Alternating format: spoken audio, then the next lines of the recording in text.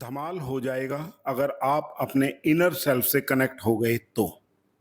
कोकोरो book वास्तव में एक लाइफ गिफ्ट है to all human characters to achieve their maximum, अर्थात सर्वश्रेष्ठ प्राप्ति का आसान तरीका है कोकोरो।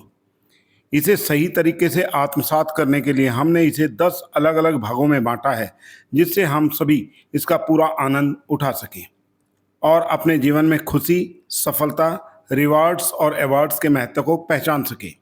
पहले भाग में हम फर्स्ट और सेकंड पार्ट को एक साथ पेश कर रहे हैं। बेथ कैम्पटन की पुस्तक कोकोरो ने लाखों लोगों के जीवन को संभाला और सुधारा है।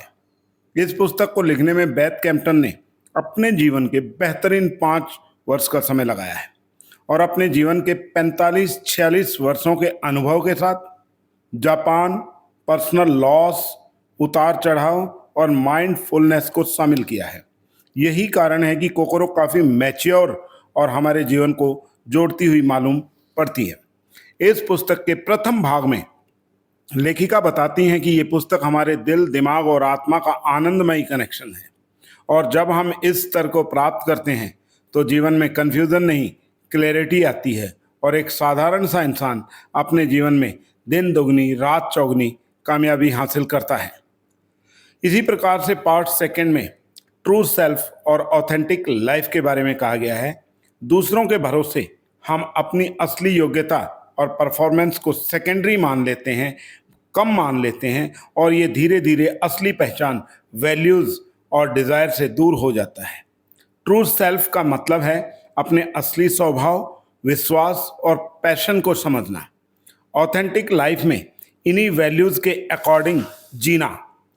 Who and why is it important, इसे हमें इनर पीस मिलता है, हम बेटर डिसीजन ले पाते हैं, हमारा अपना कॉन्फिडेंस बढ़ता है, हमें दूसरों जैसा बनना कोई ज़रूरी नहीं लगता है, लाइफ अचीवमेंट के अलावा मीनिंगफुल हो जाती है, जो अपेक्षाकृत अधिक आवश्यक है। आइए अब हम पार्ट 1 अपने असली दिल कोकोरो की आवाज़ सुनते हैं और इसे रियल लाइफ एक्सपीरियंस के साथ कोलैबोरेट करते हैं।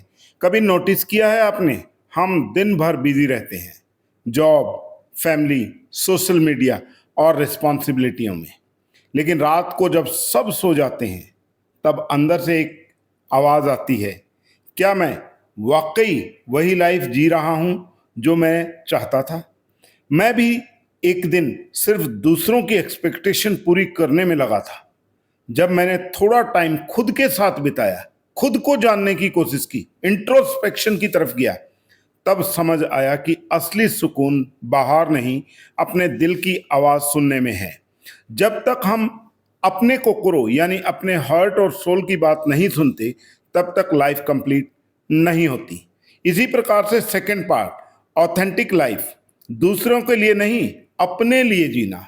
रियल लाइफ एक्सपीरियंस में एक दोस्त हमेशा दूसरों को खुश करने की कोशिश करता था, हर किसी को हाँ बोलता था, लेकिन अंदर से स्ट्रेस और थकान बढ़ती गई। एक दिन उसने डिसाइड किया, फैसला लिया कि अब वो हर डिसीजन अपनी वैल्यूज़ के हिसाब से लेगा। शुरू में लोगों को अजीब लगा, लेकिन धीरे धीरे उसकी लाइफ में पीस और कॉन्फिडेंस आ गया। मैसेज, ऑथेंटिक लाइफ का मतलब परफेक्ट बनना नहीं, इसका मतलब है अपनी वैल्यूज़ के साथ ऑनेस्टली जीना, चाहे दुनिया कुछ भी कहे। बेथ कैम्पटन हमें याद दिलाती हैं इस पार्ट 1 और 2 के माध्यम की सबसे बड़ी जर्नी बाहर की नहीं होती, अपने अंदर के कोकोरो तक पहुंचने की होती है। Thank you, have a nice day.